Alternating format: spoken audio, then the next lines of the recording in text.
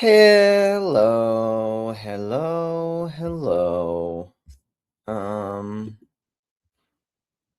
um, there we go. It's a weird giant banner. I also know that Chris Howard, I think Chris is still doing his thing. So sorry, Chris. Sorry for stepping on your toes. I started watching. Look at this little thing. Look at this little thing. These guys. Neal and Matt Seeeee. I started listening to this morning. It's good so far. I also feel like I need to these cats. See them?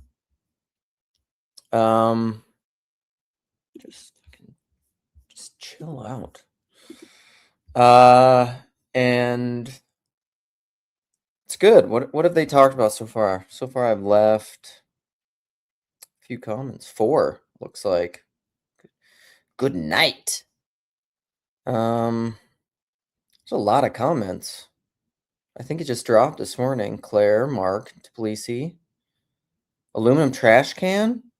Who you? Who is aluminum _ trash can? Yoav's there. How would privacy work in heaven? You'll have 0 space and infinite time. 0 space. That makes me think of, I mean, the relationship of space and time is wild, right? It's, I feel like there's some quote or the morning sun shining brightly in my front window. I'm looking east. That's the thing. That's what everybody should know as I live stream. I'm looking east for the sun. Hello. It's very bright and it's shining. It's reflecting off of a piece of wood in a window and it's very bright. So man, the Neal Matt C conversation is one of the few things I have in my description below. I also have the Minneapolis event in there. We are getting more structure around it. I'm failing. If there's anyone from the Minnesota estuary in here, Lo siento. You can you see the shadow? I can't even look at this. Neal and Matt, so you gotta go watch it. Can you see the shadow? I mean, you maybe can't now with the banner on there. Let's hide it for a second. That's my laptop screen. See this shadow right here? It's wild. It's the bright morning sun, which was nice. I went out, sat on my front step, drank some coffee out there, watched the light come. It's fantastic. All right, what are all the things I want to talk about today? I haven't even looked at comments yet. I'm gonna go welcome some people. Dude! Also, McMo, maybe you're Yoav said that in a comment. 0 space in heaven. Yoav said that in a comment under Neal and Matt C's conversation. Which I don't know. I mean, Yoav's a smart dude. When Yoav and this is another thing. Now I have to. This is a habit I decided I need to start doing. Where are we at? Oh, look at this little cute pink pen. And also this shirt. This is see my tank, only tanks. This is you can't really even tell anymore. This used to be pink. Of course. Oh, there's another thought I had. What can I write on? I gotta go get something. But this is like a Zoom call. I also don't have pants on, so play some branding. I'll put some pants back on. I was doing some stretches, okay, and I got hot, and they were sweatpants. What do we need something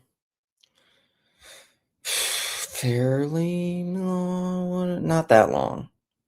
Here we go. This is just to show how awesome I am. Over time, the more I interact with you, the more I realize you've been right this whole time. Not always, but sometimes. Oh, Sam! I love you too. I also know how to push your buttons, but Sam does know how to push my buttons. He can if he wants to, but Sam's nice. He doesn't do that a lot. All right, scrap paper. Got it. We rockin'. What did I just mention? Oh, so Yoav. Because I got to remember to put this in the description, so I can be a slightly disciplined, organized YouTuber. Yoav and Yon God, which I gave Yon God some grief from not ever showing up to my streams. I mean, he's consistent with Busatil, which is nice. I guess that's in the morning too, because I don't know. I think Yon God's like in Eastern Europe or something like that. But Yanni doesn't show up in my streams, and I feel hurt. I feel personally hurt and offended. I feel like Yon God doesn't love me. Tear rolling down my cheek. I also decided I want to start growing my mustache again. Why not? Yoav and Yon God, they were talking about light on because I'm talking about Leviathan foreplay, Leviathan in play, Leviathan foreplay, I believe. David Busatil's channel. They were talking about the separation of the waters, which was a topic I'm very interested in because Jess and I, sometime it'll happen. Sometime I'm going to have a conversation about Leviathan for play. That is one of those things that is it's on the horizon of my understanding. And I'm slowly contemplating and ruminating on it, and I need to figure it out. Anyhow, that is from a comment on Leviathan foreplay.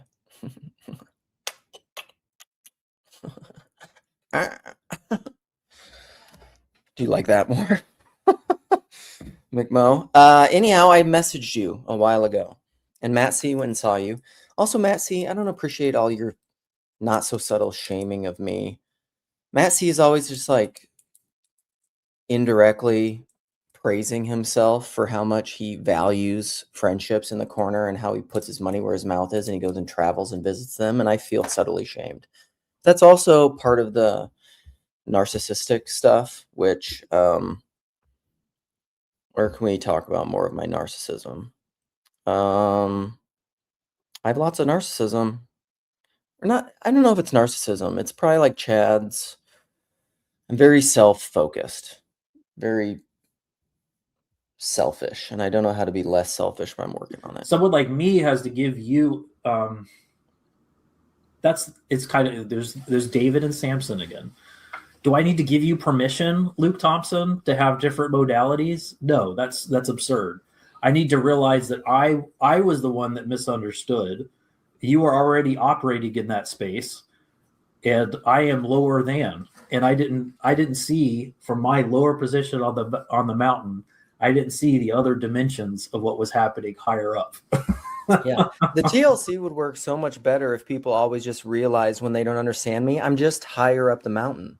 Yeah. I'm in the clouds, and you guys just don't get it. Eventually, you'll get it. That's kind of a joke, but it's also not a joke because I often feel that way because I'm an asshole. Hee hee.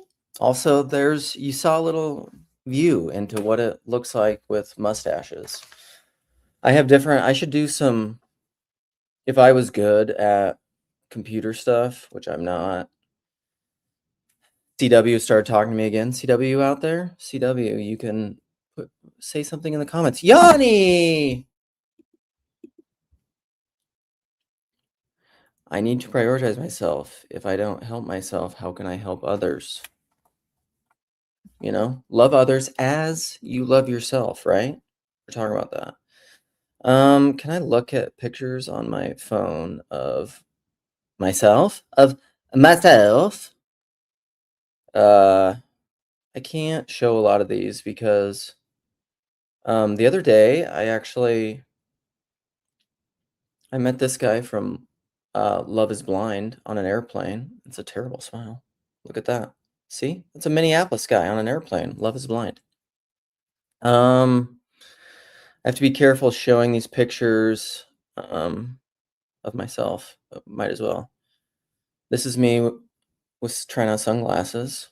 I need new sunglasses because I lost my sunglasses that I had for like 5 years, which was too much. Here we go. There's me with my beholder. I can't show you pictures of my family. I think these are all, well, I don't know if all these guys want to be on here. This is a picture. Look at this is Jacob loving me. This is from Jason's wedding. I think it's okay that he AI'd to make us all jacked. Look at that. And look at Jacob has his arm around my shoulder, which is so nice. Actually, all the other guys are AI. I'm not AI. That's just how I look. I was gonna show mustaches. Need a picture with very mustached out.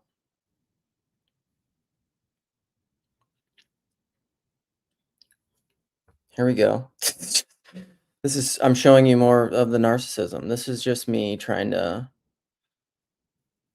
I can't show pictures of.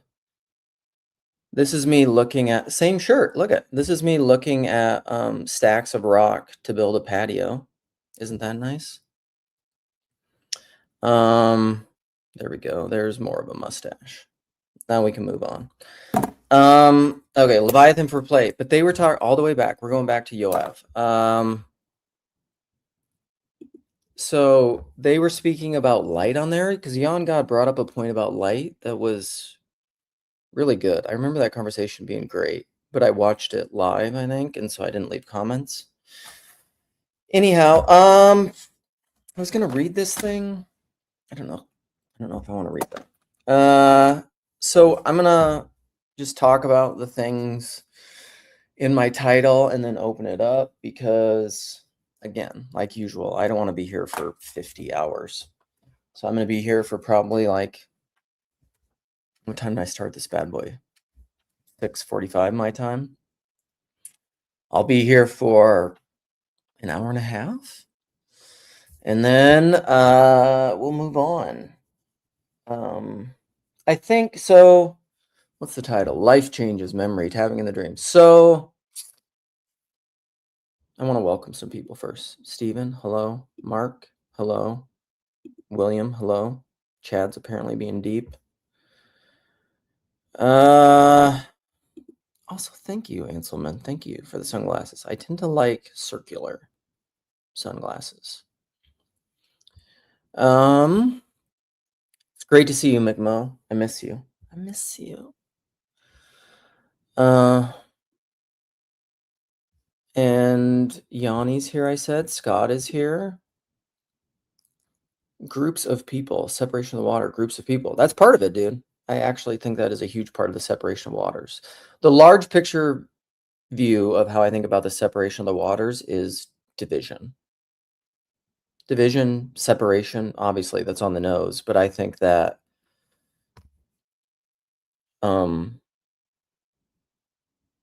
that applies. I've also realized recently with even in my mosaic vision stuff, I am not very gifted, and an area I think I need to work on, have a little bit more discipline on, is structuring my ideas. And even I've heard a few people in the corner or other places recently talking about how writing, when they write out all the things that they're thinking, because it's difficult in an articulable, trackable way to map your vision. And I think that is an area where writing can be helpful to potentially accessing memory, or we've become beholden to writing as a technology to help us to think and contemplate things. I can't remember who was talking about writing recently in the somewhere.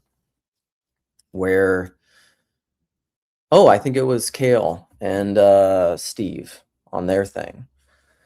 Because, I don't know, it is interesting because both of them, Kale and Steve Skojak, were talking about, and Steve, I've never interacted with you.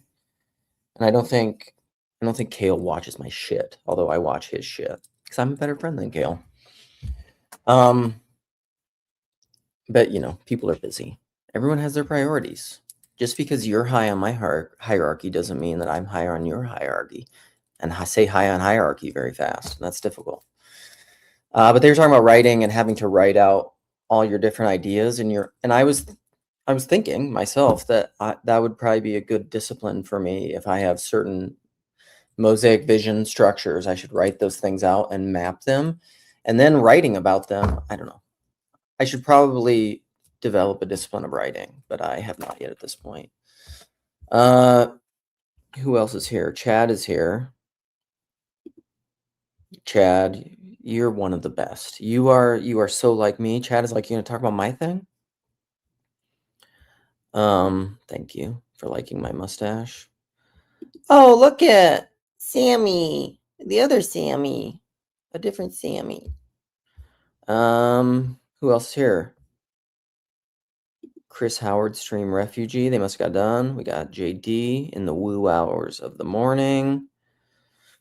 Okay, that's all. We're back. I have not, Mandy. I've not seen you for a while. Good to see you.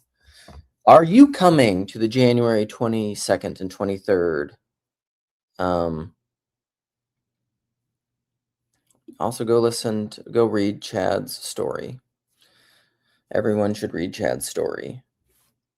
Because if you don't, he'll be sad. Also, if you read it, he'll be sad. Jonathan, hey buddy. I haven't seen you around in a while also. Good to see you. I'm doing less and less live streams, fewer and fewer. That's one of my, okay, here's a couple things. Some grammatical pet peeves, and then we'll get back to the title. This is how we do it. This is how we do it. You got to change it up so they don't copyright you or tag, or what's that called? They get mad at you for music, which is one of the dumbest things YouTube has ever done. Like, that's where I don't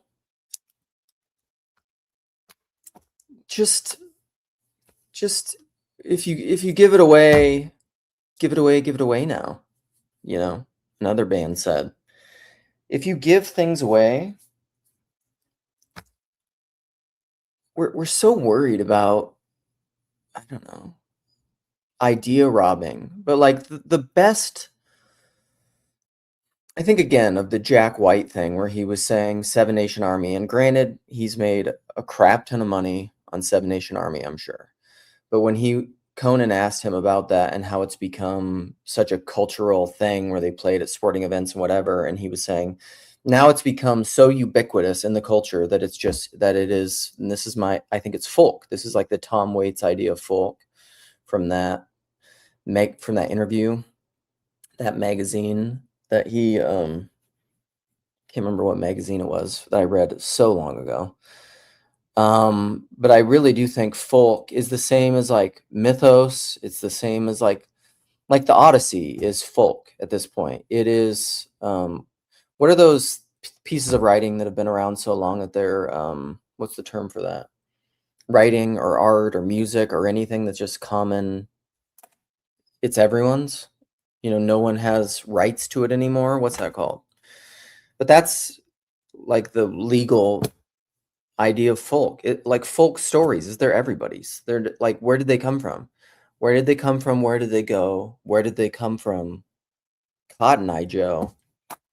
We don't know. They're everyone's. And so like when one of your ideas, this is a topic that's actually come up in the corner where like, who said this? Oh, this is my girl, Sarah Hardy. She said like, you can either have, what was it? Respect or credit? Sarah, are you out there? Sarah, put it in the comments. I know, Siri, I didn't say you. Shut up. But when this is like an idea going to seed, right? You can either get credit for an idea where someone references you all the time, or Ian said this to his buddy, who I don't know his name, on his channel when Ian's not interviewing more famous people, higher on the hierarchy people, or TLC people when he's just talking to his boy.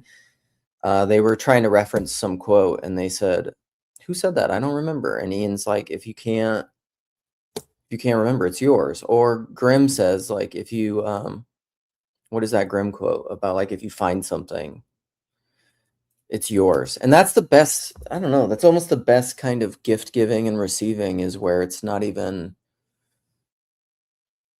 You almost don't need that kind of narcissistic feedback where you're keeping track of gifts. It's just freely giving and receiving of gifts. That is kind of folk. It's everyone's. It's everyone's. And that doesn't mean you don't need individual people to give it. Of course you do. To remember, to tell the story. We're getting to the title, memory, wherever it is. It's over here for me. It's also tapping into the dream. The dream is the generative fountain from which everything comes, where the muse plays, that gives you gifts. You know, when artists talk about that, like, I'm just being a conduit for something's flowing through me.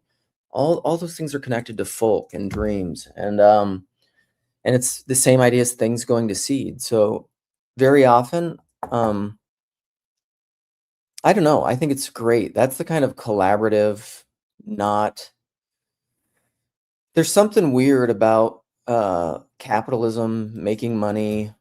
People automatically be triggered. I bring up capitalism, wanting credit, keeping it for mine. If you give it away, if you freely give things away, like perhaps God, and if you act the same way, if you act in the same way, maybe you're being godlike, and you don't need credit for things, and you just say, here, take it, it's yours, I give it to you, I don't need anything back. Also reminds me of the Good Samaritan. I think that's the goal. And then when you give something away, like an idea, let's say, and then it goes to seed in someone else's consciousness, and then slowly starts to bubble up in their own thing, and it's like, and it becomes, and they're like, oh, this is my idea, but it really came from somewhere else, because there's nothing new under the sun. That's the best kind of gift sharing and idea sharing. And I think that's when, I don't know how that relates to, like, what's the term, intellectual property or something. I think that is the that is maybe the space. It's not exactly communism, really. It's more the, like, sharing everything in common. I think that is the space beyond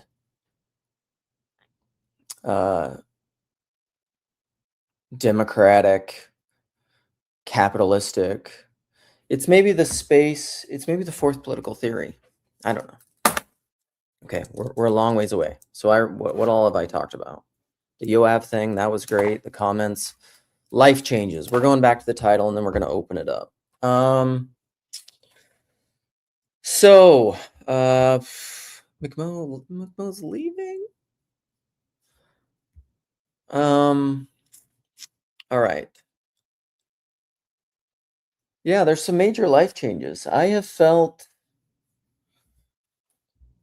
like an existential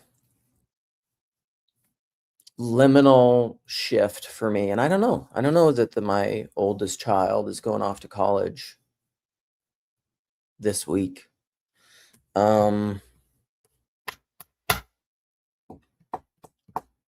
Is that part of it? Is it that I'm just getting older? A local buddy, I just went to a local buddy's 40th birthday party, which was interesting. Which it was a little bit of an overlap where my wife was hanging out with these people and with couples and other friends a little bit for the first time, which is good. That's something I've often said, that I don't, in a lot of ways, I don't know how much you can understand a person if you don't know their spouse. I don't know. What do you guys think? It's like, if we take these things seriously, like marriage being very serious, the two are united and have become one flesh. Sorry, Mandy, I still have your comment up. I'll take it down.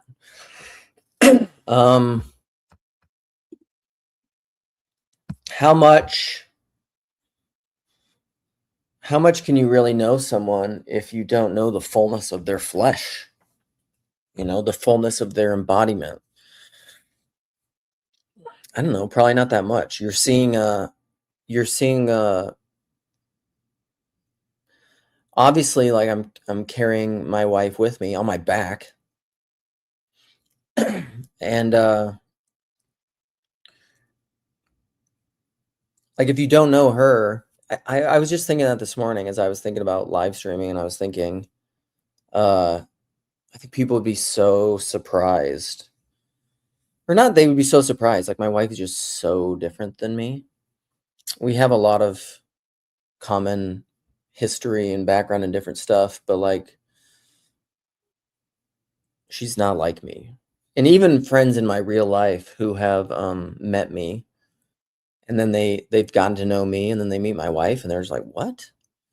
Like actually one of my best friends who I don't see a lot, but I still consider him to be a good friend because we don't go to the same church anymore. He lives in a different part of the city. We used to work together. We don't anymore. And before we were friends, we were working together and we had a work party. This was early on in our proto friendship. But we went to a work party and I brought my wife. And I remember, and he met my wife, and then later on, I don't know, a month later, a couple months later, whatever. And when we started really hanging out and becoming friends, I remember he said that was like the switch for him. Because he really didn't like me right away. I'm pretty sure he didn't like me right away. And then he met my wife and he was just like, well, she's cool. Like, she's a really cool person. And so then that made him renegotiate it. And he was like, wait, like, I don't think somebody that cool would be married to somebody who's a dork or like who's weird or not who's weird, but who isn't like also an interesting, good person. Well, yeah. How might she compliment me? She is the opposite of me in a lot of ways. So that's how she compliments me. Thank you, William. I appreciate that. It's kind of the Lucas thing ever that your wife's totally different than you. Yeah. She is. Like I mean, we both grew up rural. We both are from South Dakota. We met at college. But I don't know, there's all these, it's kind of like how people, the Karen Wong thing of like, what subject have you studied that you realize there's no bottom? It's the same with people. Have a relationship with a person and realize pretty soon there's no bottom. So even though my wife and I hold these things, like we're both from South Dakota, we both grew up rural agricultural, although she grew up on a farm. I grew up on a ranch, which is different. Farms are for crops. Farms are for plants primarily. Ranches primarily are for livestock. So animals versus plants. In South Dakota, it's an East River, West River thing. She's East River. I'm West River, East and West River. Most people who aren't from North and South Dakota, it's like, I don't know, I guess if you're from North South Carolina or something, you're just like, what's the difference? They're kind of the same thing. I don't know. It's hard for me to tell the difference, although there is a difference. When you're from the Dakotas, as people call them in Minnesota, they're very different. Or they're not. I don't know if North South Dakota are the different. I also say that the cultural distinction is always East and West, because it is determined more primarily by the landscape and the lifestyle. So Western South Dakota is more like the West. It's more like Montana, Wyoming. It is arid. It is dry. It is hilly. It is grassy. It is not primarily plants. There aren't a lot of plants. There's not as many farms there. It's livestock. It's cattle. So it's cowboys versus farmers. Very different stuff. Also, the other day when I was picking up coffee, I asked the coffee person, he had a shirt on that said, "Not my first rodeo." And so I said, "What was your first rodeo?" I don't think this guy's ever been to a rodeo. What? One of my best friends is from Sioux Falls. the biggest city, the metropolis of South Dakota. Sioux Falls is kind of a boring city. I lived there for a while. All right, back to the title. I haven't even made it. We're doing quintessential Luke stream stuff, not talking about what we're talking about, but we are talking about it. Because when I talk about anything, I'm talking about everything. Bingo. Okay, so life changes. Son, going to college. And I don't know. I get, that's a big transition. And I'm excited. I'm slightly anxious, slightly eager. I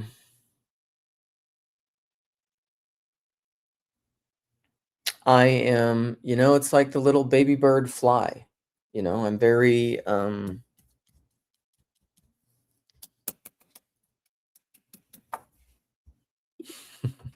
it's hilarious. Prince said he stays in Minnesota because the bad people don't like it there. It's probably true.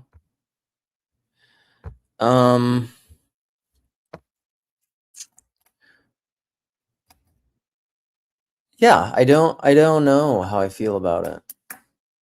I'm excited, but it's a big transition. Also, we are the same week we are replacing him with a foreign exchange student, which I think I said on someone else's live stream I hopped onto. So the old Thompson household is going to stay busy, stay full, stay just packed to the brim. Apparently it's how we like it. Keeps the vices away, I guess. So that's a big thing. Another thing, tapping into this with memory. I didn't know if I was going to talk about this, but I think I am going to talk about it. And maybe it's a kind of accountability. I'm not really fully committed to a year, but I think so. I think I'm going to stop. And I have I'm stopping alcohol for, I think I'm going to go dry for a year. And part of that is because I've fasted from alcohol before for religious reasons, like during religious fasts and things of that sort. I've taken periods before for health reasons and different things, but more than anything, it's like a habit thing. I've been talking about this even with YouTube and TLC things. The nature of habits is an interesting thing, and so I want to talk about it a little bit. And I don't know how habits are related to memory, and ritual. That's something that's very interesting because a habit and a ritual are kind of the same things. Is a ritual like a collective habit? Is that what it is? It's a collective religious habit that allows you to remember. I mean, that's what we would even say in communion or the Eucharist, right? Do this in remembrance of me. You enter into that ritual to personally, which I would say includes the individual and the collective, because there's both those dynamics going on, because you are participating in it, but also as a group, you're participating in it in remembrance of me. And so it allows you to remember in a way. So that's a habit and a ritual that allows you to remember. And it's embodied. It's not just a mental exercise, it's mental, because that's part of what you're doing in the purification. And I said this to Brett on his stream recently somehow, like you ought not, as I would say, especially a Trinitarian Christian, divorce the embodiment, the practice, because I was saying this with Jesus, right? I said this to Brett. He said something in his stream the other day, and I left a comment where I said, you ought not divorce your faith from the mental exercise, from the practices exercise, the one another's, the giving of alms,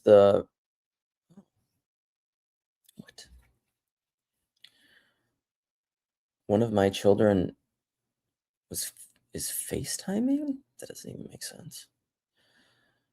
all my kids have been,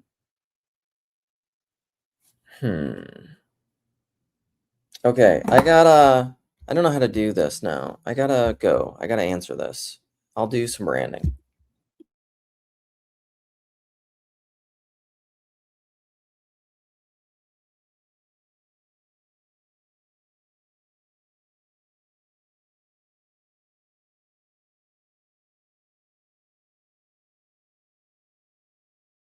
A genuine work of art, this is key, must mean many things.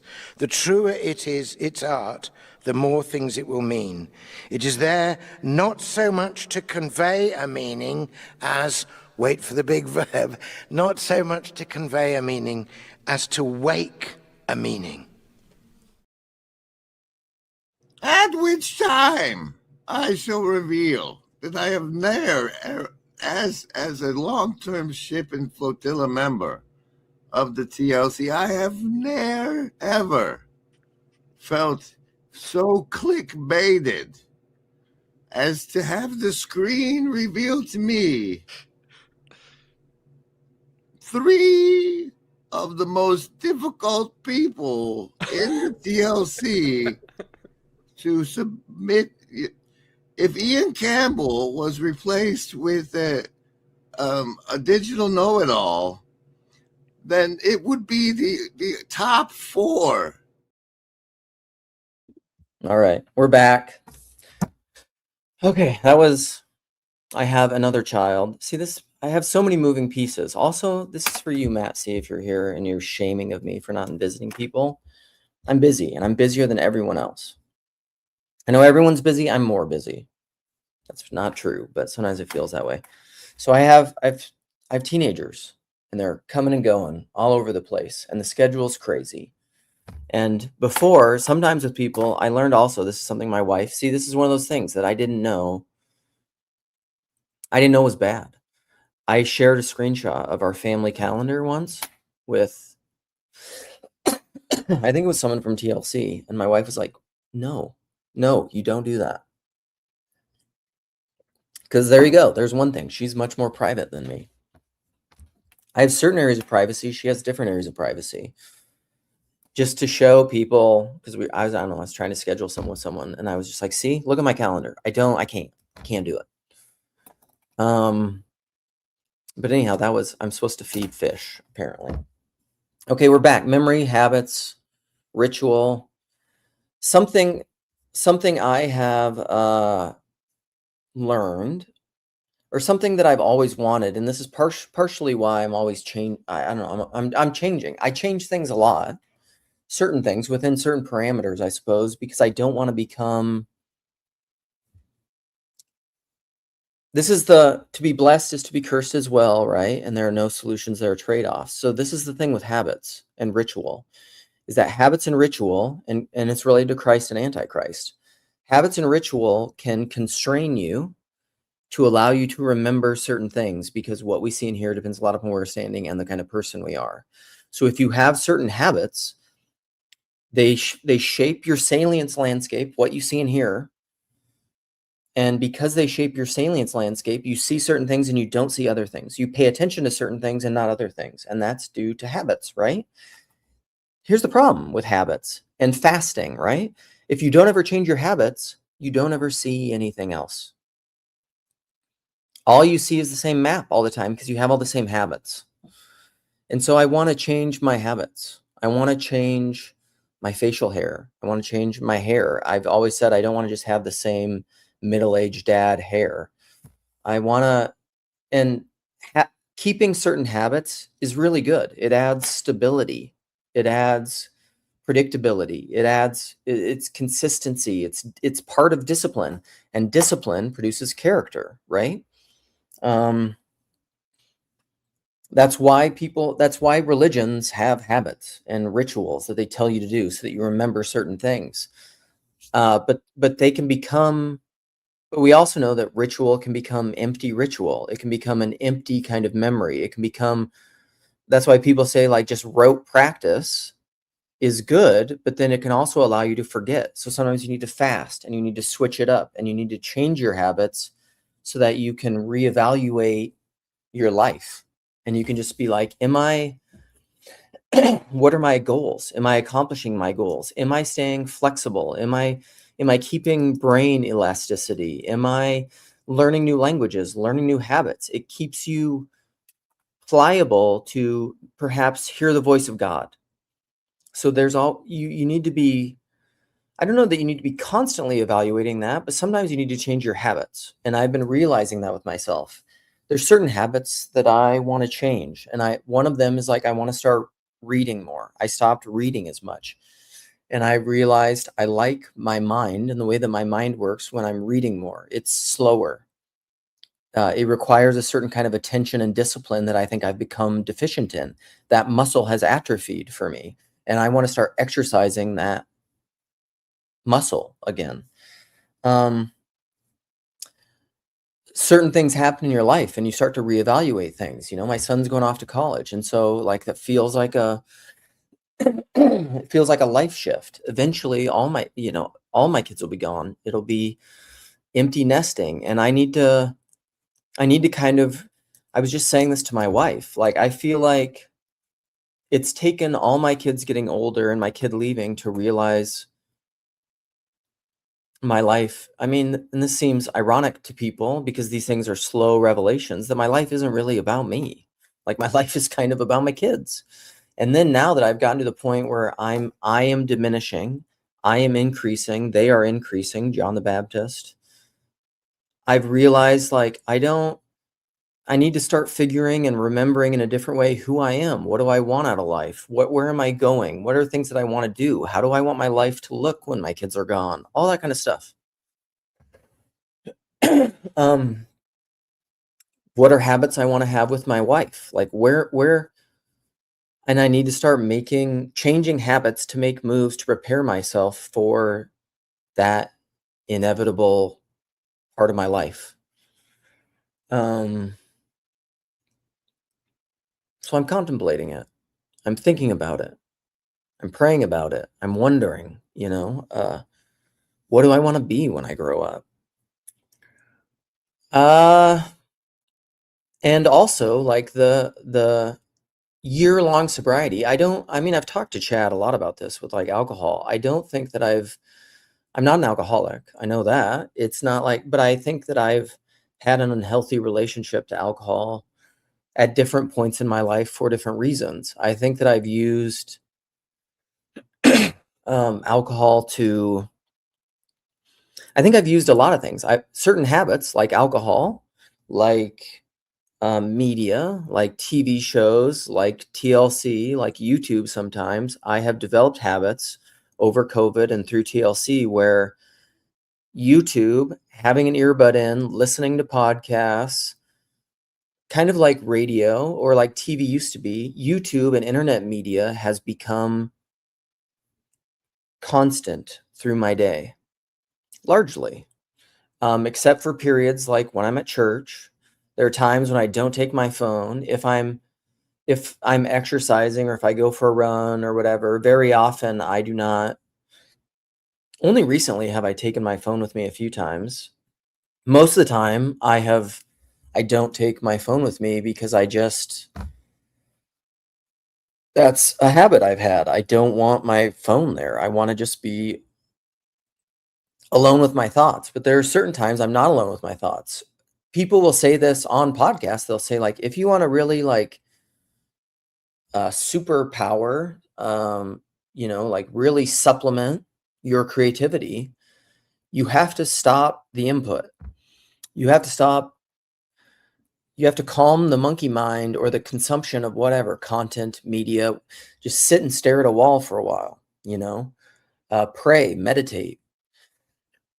And I want to start cultivating some of that stuff.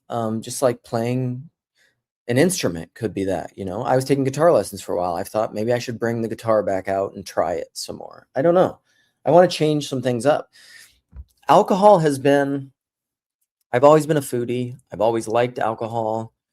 I grew up, Western South Dakota was this, like I was drinking at an early age. I mean, I don't know. The first time, I've said this before, the first time I got drunk, I don't know how old I was. Probably like junior high, 7th grade, something like that. I got super drunk. Me and a buddy who's a couple years older. We got a case, a 24 pack, probably Bud Light, I'm guessing at the time. And I don't know, we just started pounding beers and I got loaded. And I remember he had to like take care of me. I was throwing up all over the place. I was like passing out in a road ditch. We were probably driving. He was driving. I was not capable of driving. I was not capable of standing. And ever since then, I mean, it's kind of always high school and college was a lot of that. And then met my wife, got married, had kids. I think I had periods of where I wasn't like not drinking at all, but I was drinking like a normal person. Just occasionally, socially. I didn't always have like alcohol in my house. I wasn't really drinking alone. And then I think for the last, I don't know,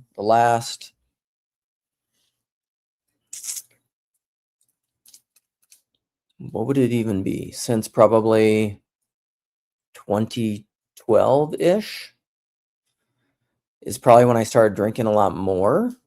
And then I think ever since then, like that's the bottom line. I just think I drink too much. It's not good. It's not good for me physically. It's not good for me mentally. And part of it is I'm concerned of how it affects memory and even dreaming. This is something I've heard through, I don't know, Andrew Huberman types and people online. And I'm slightly interested in sleep and sleep quality and all that kind of stuff because I think sleep is really important. That's kind of connected to tapping into the dream symbolically and actually. Is your REM sleep and your deep sleep is not nearly as good if you have alcohol in your system. And then I've heard people who stop drinking for whatever reason because it's popular or because they need to because of alcoholism or something. They say their dreams come back and they become a lot more vibrant. I think dreaming is really important in all the ways. And so I don't know. I just want to take a long time off of it just to see, just because I haven't in a really long time. And I want to see what happens. It's a negative habit, potentially a negative habit. It doesn't have to be a bad habit that I want to see what happens when I don't.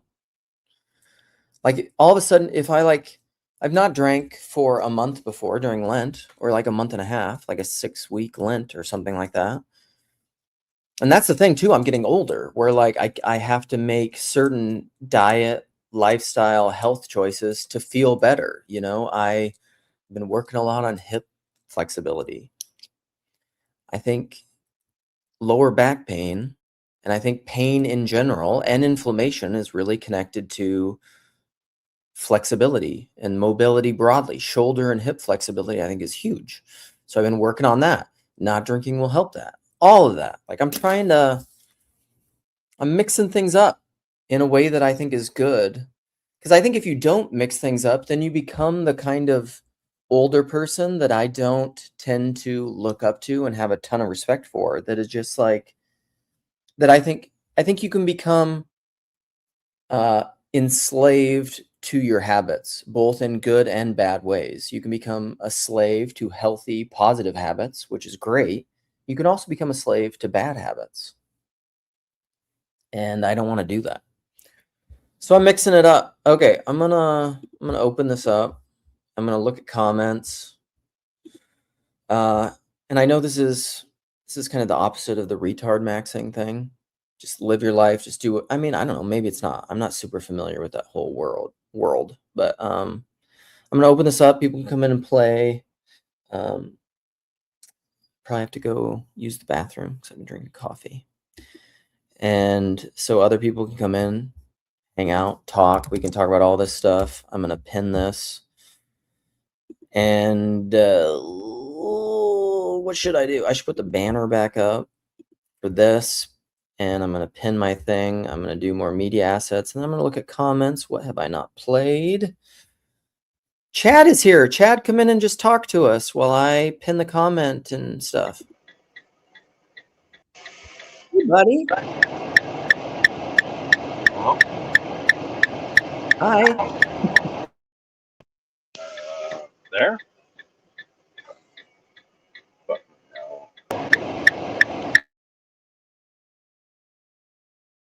Chad, I can hear you. Can you not? Are you not talking? Yeah, I Hello? hear you now. I hear you now. Yeah. It's my earbuds. They take a while. Sometimes they get goofy. All right, I had it. Talk to us. Talk to us. And maybe if other people Yeah. come in enough. Yosef, you just messaged me. Get in here, Yosef. The interesting thing about a habit is like it's something that you wear. That's like the etymological thing. And then, so like if you maybe wear something for so long, like you wear it or it wears you or whatever. Yeah, I don't know.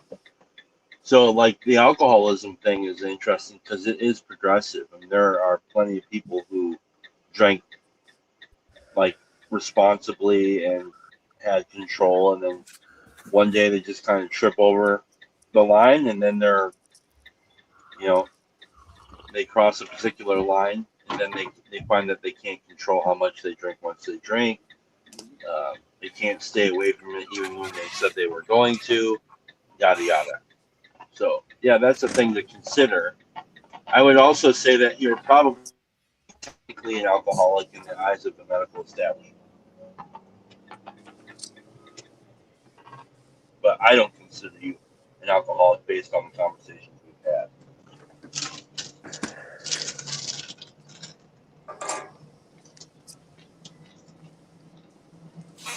Jess, I'm here. Welcome. Welcome, Chad. Chad, I'll be back. What's up? Hey, Chad. Hey, Jonathan. What up, homie? Hey, yo. What's going on? Morning. How are you? Not much. I'm doing pretty good. I just got to the office, getting ready for work.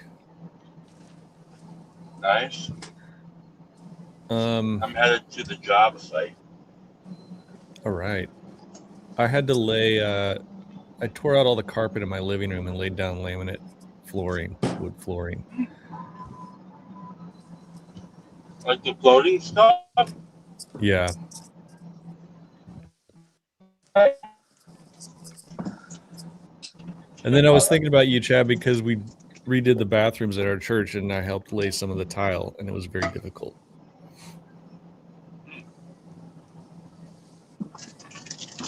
Yeah. Well, that's fun. I was thinking about a short story this morning about a guy living in the future where robots lay the tile, and he's not a guy that lays tile, but he operates the robot that lays the tile, and he has a daydream about one day actually setting tile. Like that's his dream, is to one day lay the tile himself. Yeah, rather than because he heard stories about people once laying tile, and then he becomes like an artist who makes like mosaics that are beautiful. That's like the short story that came to my head. I like that. I liked your little Substack this morning. Oh yeah, dude, it's just a season. I hate this. I go through these seasons and I hate them because it's summer. It's hot out. Well, it's not that. Not that I mean that. It's like I think it's just similar to what Luke is talking about. Like I just go through these kinds of spots where the worst part about them is when the moment or the feeling arrives, it feels like I'm always like this, and it's always gonna be like this. You know? Yeah. And it's not. I know it's also not true. So that's why I was playing with this idea of like the day. Like yesterday, I had a thought where I felt like this like inanimate object in the bottom of a junk drawer. And I'm always going to be this inanimate object in the bottom of this junk drawer. It's like, no, I just felt like that for like 2 minutes today. I don't feel like that all the time, but like it's such a powerful feeling. Yeah. I think that's why it's important to change up habits, man. So, yeah. What do you think about habits, guys? Ian, Jess, Johnny Demir? Habits. I have bad habits. It most reminds me of the stuff about like the etheric or whatever. I don't know. You know, I feel like I'm always the guy coming in and talking about like esoteric concepts and stuff, but Listen, we all have our that roles. is I mean, if you weren't consistent coming in and talk, that's a pattern for you. That is a habit for you, which is a strength. yeah, But like if you never change it, then it becomes then it becomes boring. So it's fine for you to talk about that. That's why we love Yeah. you. It's one of your gifts. So, but thanks. tell us about that. You're thinking about the etheric as it relates to habits. Because I mean, isn't that what a habit is? It's like You know, a like habit. You think of it is a spiritual pattern that you're constantly participating in, right? But then you become a slave to a certain spirit, and if you never change that, like, A are habit you was something that you wore. A habit was something that you wore that reflected your life of for who sure? you were as a person. So, like, Dress is a habit. Yeah, yes, exactly. absolutely. It Back was in a the religious, actually. It was a religious garment. I think So, like, it's really interesting to think about that in a lot of the training. I'm going to pick up that thread, but I'm waiting for Jonathan. oh, pick up that thread. Was that intentional? Nice. I think Dumir is frozen. yeah, I think Oh,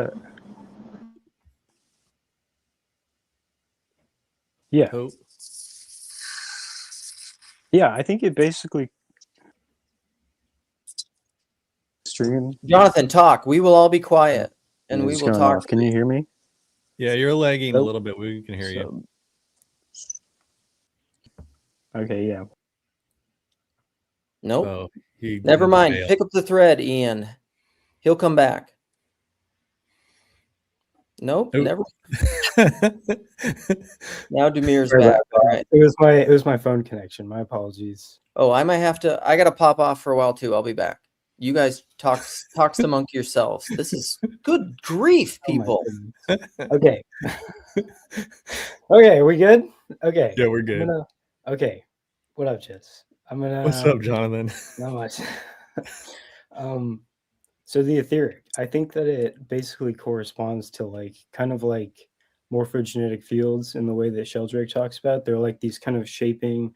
They're not quite like spiritual forms in the sense where they're like spirits, like in a sense, you know, like how Sheldrake will talk about like the morphogenetic field of a family or something, and how, or like the human body will try and take on a form, right? And it's like kind of shaping the etheric body is like what shapes it to be the shape that it is, you know, something like that, like formal cause and stuff like that. So with gosh, I was like, is it? I think about that kind of like as like injection molding, like when they're molding plastic and you have the form and then you fire the molten plastic into the form and it takes the shape or whatever. I kind of think, is that kind of what you're talking about? Like as you go into the future, like there's this form that's actually drawing you, but as you get drawn, you're shaped. yeah, it's that. Yeah, I mean, I don't know, you know, I'm no expert, but I think that when it comes to like habits and stuff, it's that, let's say I vape, right?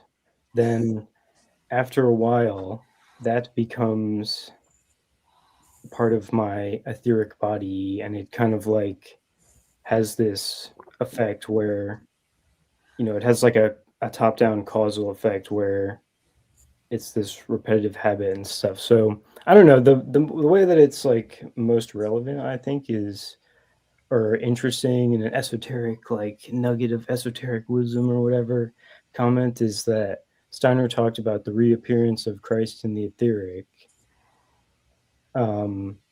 which versus like Ahriman, which is like the system of the beast, which is basically that the machine is trying to take over our etheric bodies such that it has control over all of our habits. You know, you can think about the person who wakes up and they check their feed, you know, and then they have their coffee and then they go to work, you know, and they have particular, everything is like kind of controlled by the system, you know, and that we don't really have this kind of freedom with respect to we're like creatures of habit, you know, like kind of just going through the motions. So that's what I think he basically meant by that. And I think that's pretty interesting. And this would be in distinction to like Christ in the etheric, which is something more like a body, you know, like where each member is like kind of free to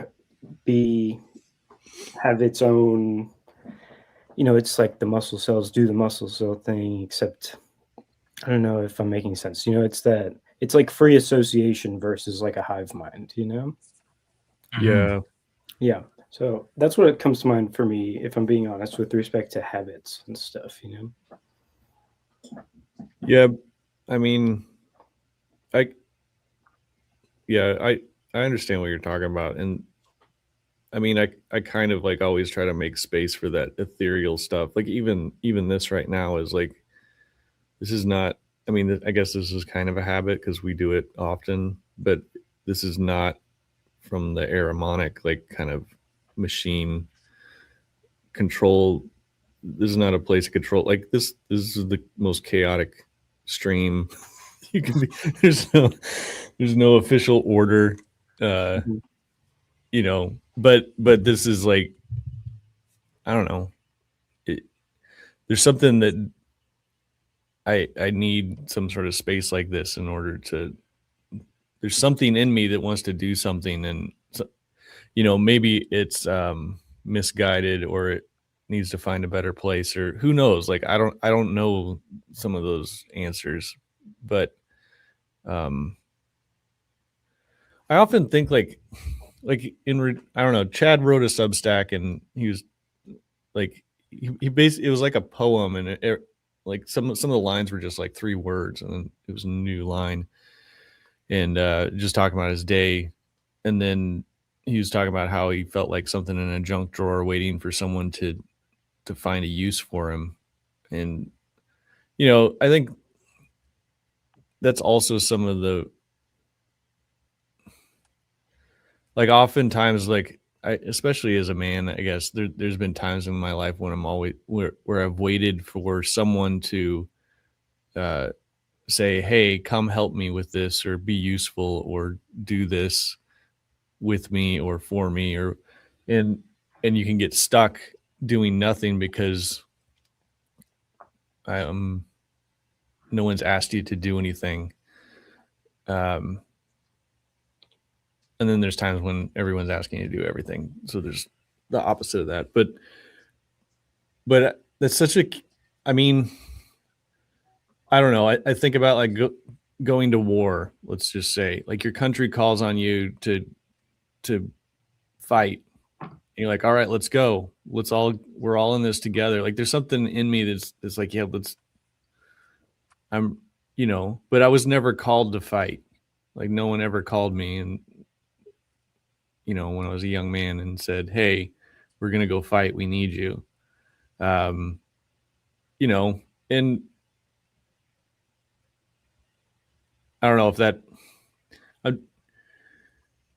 because like in those sort of, in that sort of way where you're called or something into something, then the habits get sort of provided for you, trying to tie it back in. Like you get called into something. So like, we're going to go fight. And now all of a sudden I have to do the habits of a soldier. Yeah. And then I'm with guys that are all doing the habits of a soldier. And so it becomes very easy to be a soldier when you're surrounded by soldiers doing the thing a soldier does. But then, go ahead. Real quick.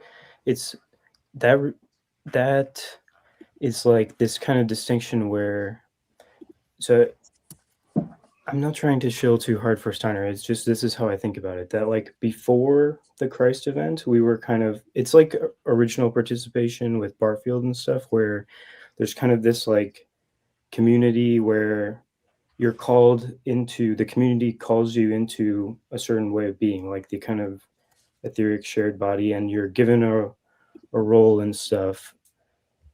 But it's like kind of tribalistic in that there's not really distinct individuals, right? So then after the Christ event, we become distinct individuals. Like we have the I or the ego agency. And then the idea is to reintegrate into these other layers, except with the ego or the distinct individuality. So we could kind of regress and fall into etheric or social contexts that kind of diminish our like being a distinct individual. Like that could be the case with the army, for example, is that like somebody just kind of they get pulled into this etheric being and they're just kind of being controlled in this habitual way. Or I don't know, I want to tread carefully with respect to army stuff, but it's like there is another way of doing community which kind of doesn't oppress the individuals, as it were. Like the army is, I think, a great example of Ahrimanic. It's like stuff, but there was something else in what you said there, but I kind of. All right, I want to read this Ahrimanic thing because William was asking, and I'm guessing you're using it in reference to Steiner, basically, and then I could take it off. But so it says in Rudolf, this is whatever AI something. In Rudolf Steiner's spiritual teaching, Ahriman is a power or spiritual being associated with weight and density, bringing people toward dry, rigid thinking, materialism, and being ossified. Steiner contrasts this with Lucifer by saying Lucifer pulls upward in a falsely mystical way, while Ahriman can harden and channel a person to earthly logic and efficiency-focused life. So, very much, it basically corresponds to left and right brain, where Ahriman is like the left brain, or it's like the fallen left brain, where an unfallen left brain is like the feminine or Sophia, but when Sophia falls, then it's like the demiurge, and it's like It's also a fallen heaven and earth, too heavenly and too earthly. Well, that's the whole mediating role, and man being the breath of God into Christ. the soil. That's the cosmic triad. Christ. Yeah, it's all, but like that is you need, or it's what I talk about with like levity and gravity, air and density. You need both. Like there is no being where there isn't both of those things. Yeah, and in the context of habitualization, like an overly Ahrimanic would become overly habitualized. And one interesting, it also goes with like cultus and church in a way, such that the church is supposed to be the feminine, the bride of Christ, right? It's like but if it's a fallen church, then it becomes Ahrimanic and overly habitual and like kind of dogmatic and stuff, such that Steiner would also talk about a heavenly side where you have what he would describe as the anthroposophical community, where it's more about like ascending into these spiritual ideas and kind of discussing intellectual stuff, and it's more about thinking as opposed to like willing and repetitive action. And I think there's a strong mapping actually where church is like the Ahrimanic / Sophianic feminine aspect, and then TLC is kind of doing the anthroposophical community type thing where we're discussing these heady ideas together, and it's also like kind of disembodied in a way.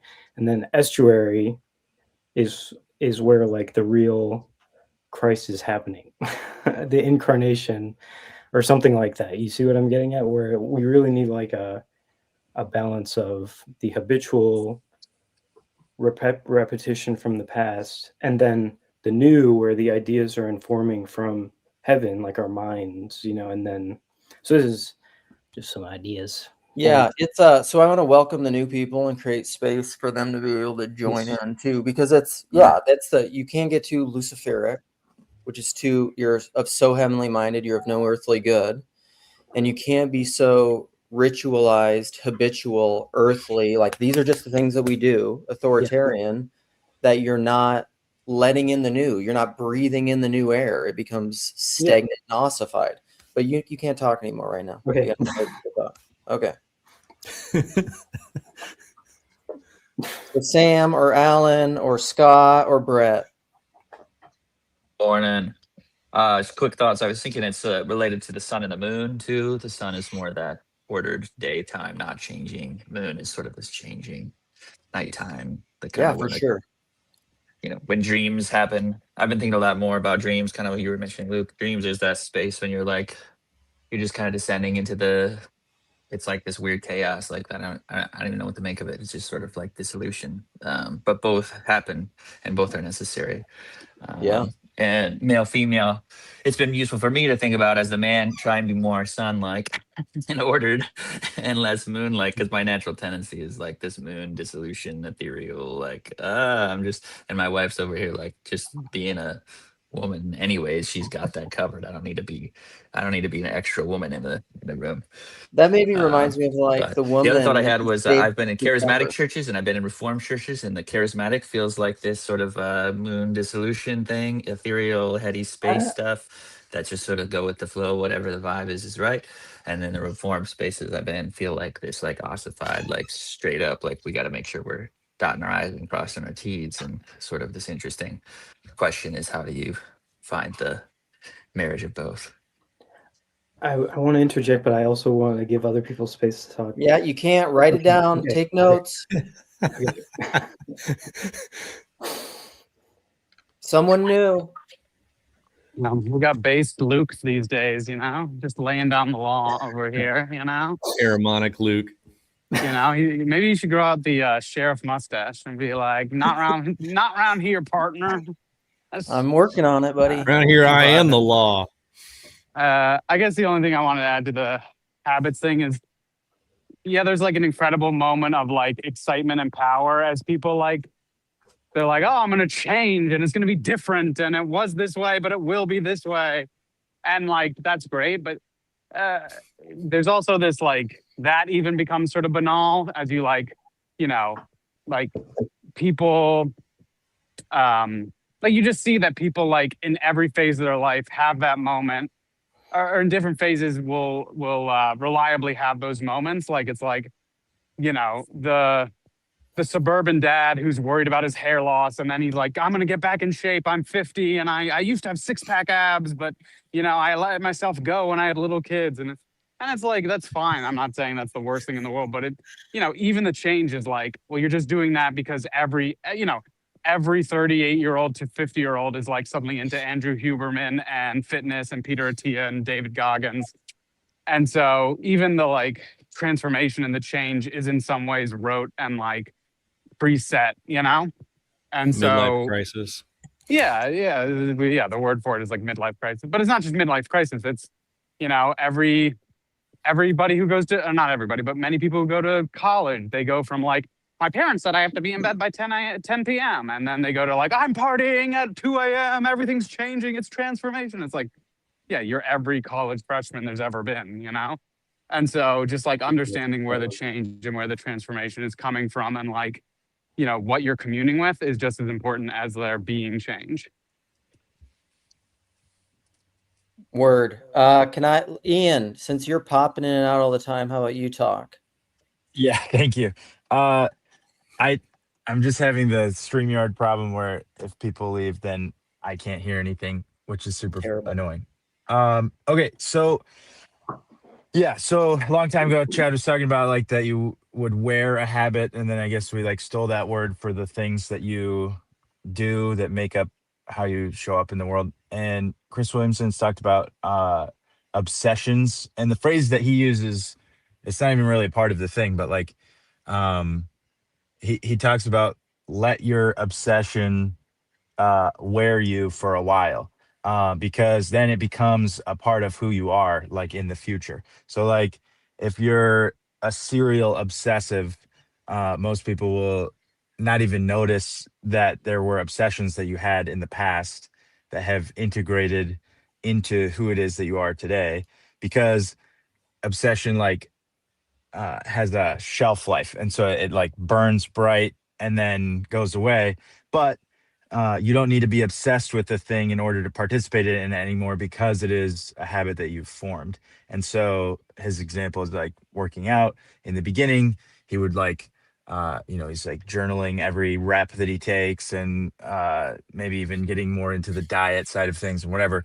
And so all of that obsession is sort of required, or at least helps the process of integrating this action and pattern into his life. And then it just becomes like, automatically, when I move to a new city, I'm looking for a gym. This is what I do when I go places.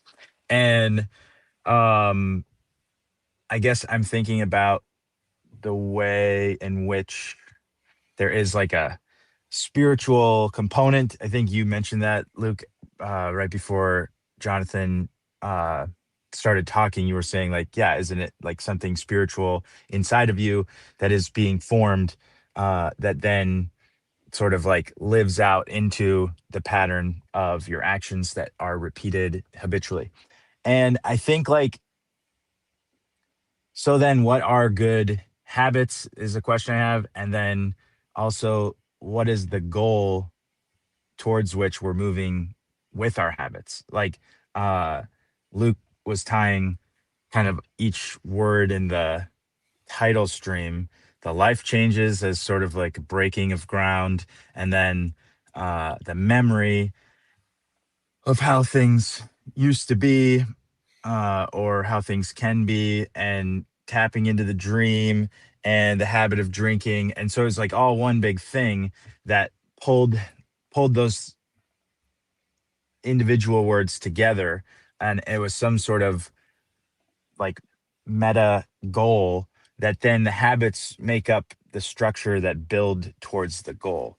And so yeah, that's just what I was thinking about, is in my own life.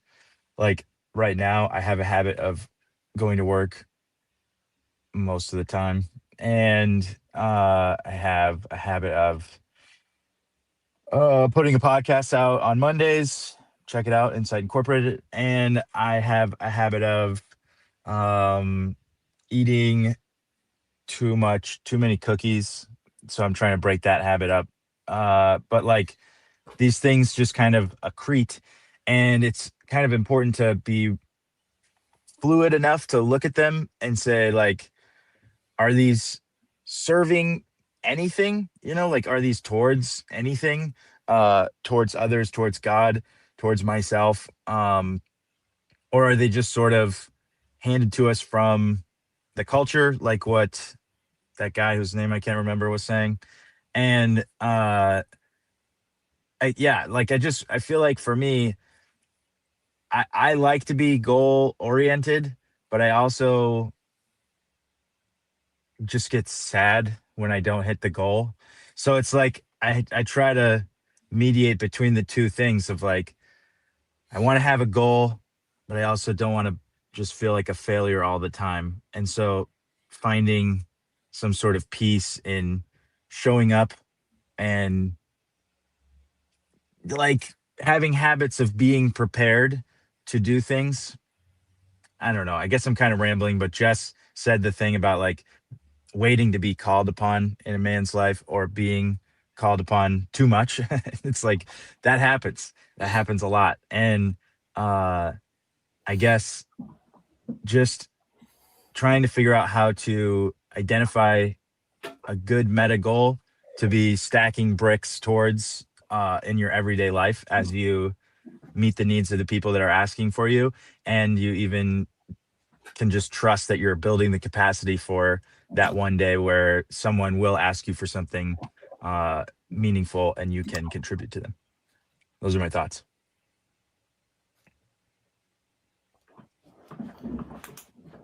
I have stuff to say, but I was Scott or Brett, do you want to say something before Jonathan jumps in?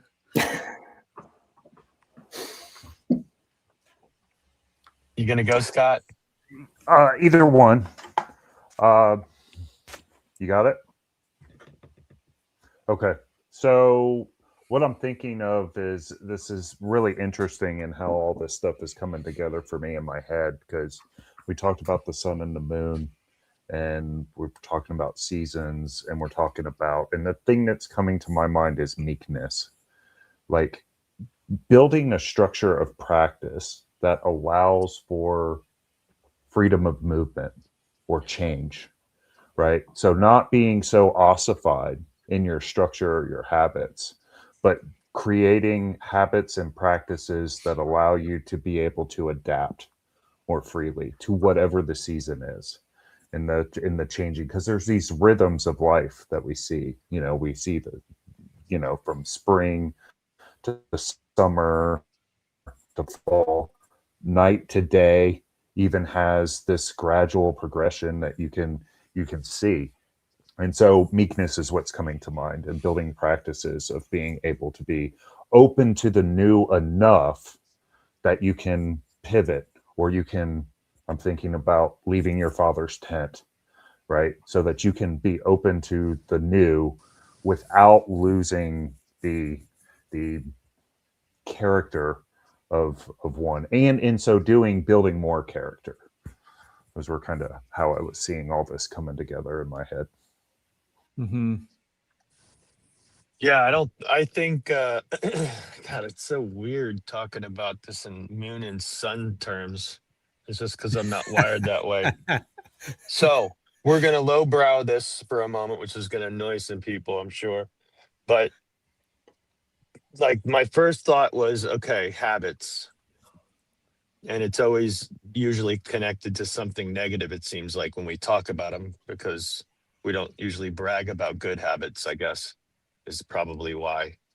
But recognizing, like we're creatures of habit, right? So we talked about that. I heard that. And so there's good habits, recognizing good habits, and then there's bad habits. And so what's a bad habit? Is it negative to me? Is it negative to others? And since I'm one of the only online smokers, I'll admit that's a habit. And that's, some would argue medically it's a bad habit. But I also think the only reason why I even entertain the idea of quitting smoking is because of others. It's like they're annoyed with me smoking, or it's a stumbling block for someone else. That would be a reason why I would quit, right? Like I don't want to be that. It's a stumbling block for them, and it's an issue for them. So do I want to self-sacrifice really for them? And it isn't for me, you know? And I don't think that's a healthy way to necessarily do it, except out of the love and the meekness that Scott was talking about.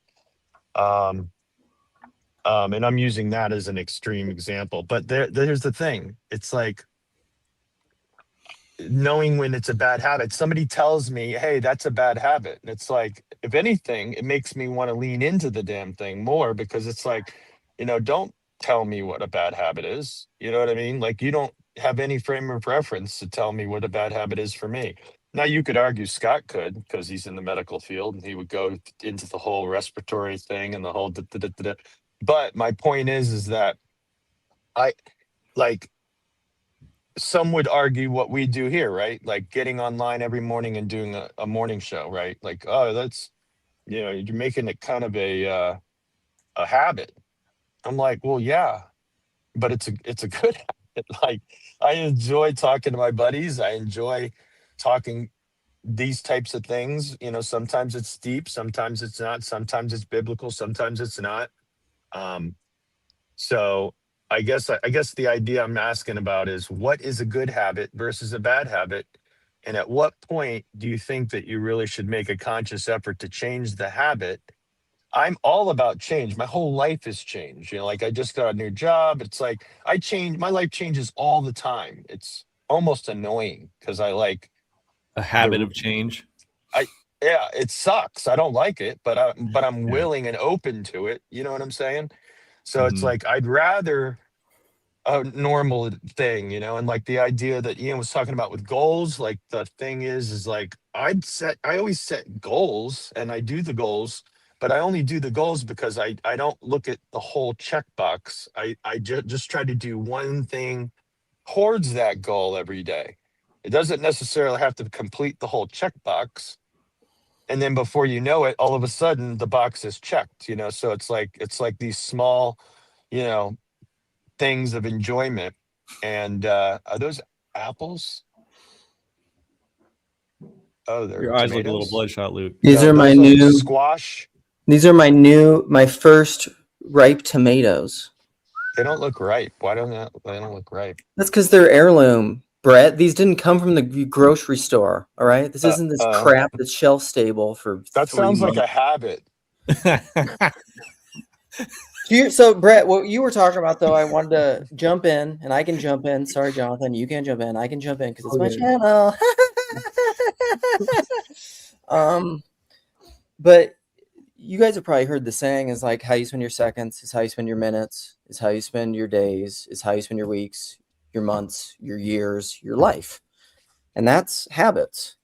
And that is good and bad, with good and bad habits. So like all of a sudden, I mean, that's probably one of my, I don't know if it's biggest fears, but it's like a biggest concern is like even the last time my parents were up here, I was looking at my parents, and to some degree, I want to be the kind of person that retains flexibility and humility to change and grow and evolve and become who I'm supposed to be, because habits are good. Like it's the same idea. It's probably the same pattern in a person as it is in a church, but it's the same idea as like faithful innovation.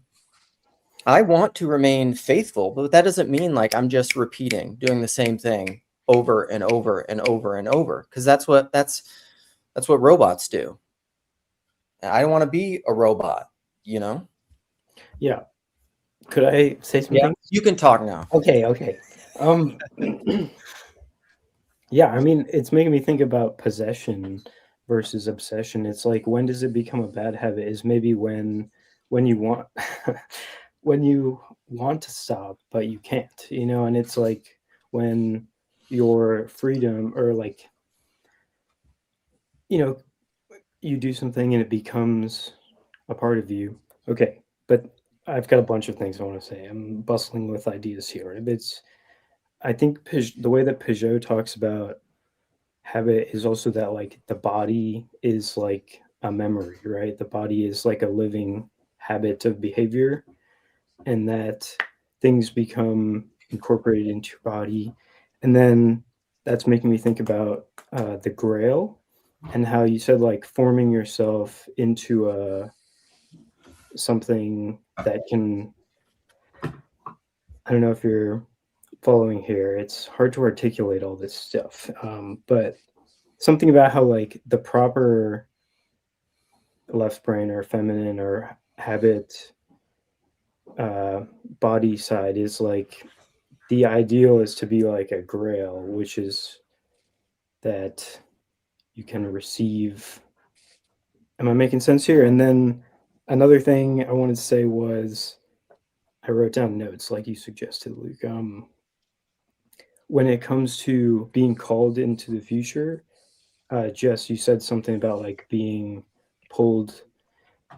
That I think connects to what Sam was saying about the sun, in that the masculine is supposed to kind of give you an experience of beauty, which when you encounter that beauty, it calls you into a new habit of being, right? So this is like when someone is really shining with the glory of God, then it kind of can break you out of your overly habitualized behavior, you know, and it can kind of initiate you into a new habit of being, you know. And I think that that's connected with the sun and stuff, where I think the way Sam said it might be a little bit reversed in a sense, where I think the left brain corresponds to the moon, and like that it should be reflecting the kind of instructions which are coming from the masculine right brain, heaven. Am I making sense? So this is just an amorphous spread of ideas which came to mind. And the thing about how that connects with like possession and stuff. I like Yeah. the Grail thing. I'm sorry, Jess. No, go ahead. Oh, I like the Grail thing. I've always articulated my my spiritual cup, as what am I putting in this thing? And so unfortunately with a cup, we can put the good and the bad. And so like I think about before I found Christ as an example, and this is just for me, that my cup was extraordinarily chocolate milk. It was very muddy. It was you couldn't see through it, right? If anything, it made a perfect facade, right?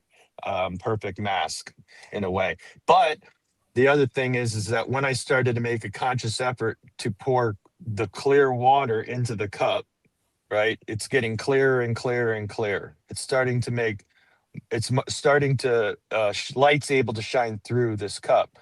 Now it's not perfect, and there's always going to be a residual something in there in this thing, and it's not going to be a perfectly crystal clear, not until I end up, at the end of the ages, right? So, yeah, I just think that sometimes everybody wants to hold cups up and see who can see through them better, like as if it's some sort of measuring test. But it's like, I just know that I'm continuing to try to let this cup overflow with good stuff as much as I possibly can, and let the bad stuff kind of eventually start trickling out, and certain things become the new norm, and so I like the grill analogy, I kind of, the capturing of the things, So Brett's idea of Brett's Christianity is like chocolate milk, but that's slowly being poured in water. Sounds gross. Okay, Scott. So I kind of wanted to address Brett's question about like when does it become bad, and so I look at my life and I realize like there are stages in my life where I needed something like a very strict rule set to cultivate the discipline. But there's also been times in my life where that became an impenetrable object that didn't allow me to be able to grow into the new space that was being presented to me. So that's kind of one way that I have learned to know.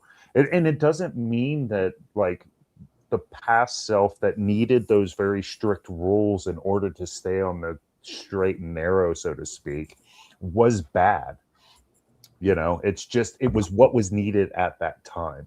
And then the season moved on. Then we went into the dusk or the dawn, however you want to see. And so then things opened up. And then once it became an impedance to whatever the next project was, you have to be open to, again, the change. Mm-hmm. Oh, the gas station franchise Racetrack just hit me with a promotion for a 1-cent holiday beverage. I got this Sprite Zero sugar winter spiced cranberry. It's got 0 sugar. It's got 0 almost everything. It has 55 milligrams of sodium, 5 calories just to prove it exists, but it's otherwise harmless. No caffeine, just a pleasant holiday fizzy flavor. Look at Mitch's clear religious Sprite. Also, Mitch, I watched The Gambler with my son last night. We're going to talk about The Gambler. We're writing it down because Mitch said Mitch's channel. Mitch, what's your channel? Put it in there. He does movie reviews. I think Mitch and Ezra should talk because Mitch is phenomenal when it comes to movies. This is a slide aside, and he's a modern day Siskel and Ebert. Mitch is the reincarnation of Roger Ebert. And Roger. And here's his channel, The Movie Call Podcast. And he told me that the movie The Gambler with Mark Wahlberg and Brie Larson and John Goodman, who's phenomenal in it, is like a movie that isn't critically acclaimed, but he thinks is actually very good. And so I watched it last week twice. Actually, I watched it last night again with my son because this is me. It's the only way I can hang out with my son this last week before he goes to school because he's gone all the time. So I have to watch a movie with him. Okay, we can go back to habits. Movie watching habits. There you go. Go. Astrology. You want to talk about how astrology is demonic? Astrology, of course, has to do with the cycles of repetition and doing things. You know, we have a habit of celebrating Christmas every year, right? This is a good habit, perhaps, right? I would say so. And I just want to put in a word. You know, someone said astrology is like demonic or whatever. I just want to be like, actually, it's not. I mean, it can be. I think it's, if anything, it's more demonic when you don't have an intentional relationship with it, because you find yourself caught up in whether they be transits, like things that are happening for all of us, or things in your own astral body, your birth chart, and like your kind of psychological drives and dispositions and like tendencies and stuff. But if we kind of put ourselves in relationship with these other levels of our being, then, you know, we are less kind of controlled by them. And Steiner said there's a danger in astrology where it's like, I don't know, you know, he would talk about reincarnation, and that we kind of incarnate with a certain birth chart such that we can experience certain challenges and obstacles and stuff, right? So if you use astrology to just escape all of these, you're like, oh, I see this difficult thing, I'm just gonna, that's one of the dangers, is that sometimes we need to go through hard times, right? But nonetheless, I still think that to have an intentional relationship with it and be like, oh, this is the type of problem, this is the time period, you know, like it can be very helpful to be less kind of overtaken by your astral body. You know, the astral body, for Steiner again, is kind of what we share with animals. But the I, or the ego, is what sets us apart from the animals in terms of our kind of moral discerning agency and ability to choose. So if someone has really hard astrology transits or like something going on and they don't know about it, the way that I would term it is like being kind of astral possessed, or becoming like an animal, where you're just overtaken by these impulses or whatever. And the idea is that the I, or the ego, the Christ in you, is supposed to organize these things. And what does that mean? It means having a relationship with them. It's the same as kind of internal family system, or like Jungian complex work, is that you can't like just try and shut these things down. You have to like relate with them in a holistic way. And I really think that paying attention to the transits, learning about astrology, installing a software and stuff can be helpful. Yeah, I want to one thing quick there, and I want to welcome Chezi, because I think he's going to have great things to say about this. And then Mark's comments about the moon phases and cycles in astrology. It is kind of interesting. I think you can get an idolatrous relationship with astrology where you're trying to like, I don't know, for lack of a better term, like do sorcery and like necromance the stars and read the stars in a way. People have been reading the stars forever. I mean, hello, the wise, like stars are reading the signs in the sky. Like every culture has done that forever. And I think it's symbolically the same pattern of any good religious and metaphysic is gonna relate to all that kind of stuff. But Chezi, welcome. Good to see you, my friend. You cool cats. How you guys all doing? Hey. So I'm just jumping in over here. Well, first, I hope everyone's doing well. And I'm looking at the topic of here: life changes, memory, tapping into the dream, habits. Okay, very light. Just starting to think about resonating with what Jonathan was mentioning over here, that in Judaism, as I'm speaking from my perspective, There's actually, not surprisingly so, but there is a dispute whether or not astrology affects the Jews. Astrology is something that exists, and Jews are aware of it, as in, like, it's a true power that Judaism recognizes. However, Judaism holds that if you are maintaining your operating system, your Jewish operating system, then astrology has no hold on you, because you are going through a pathway with God.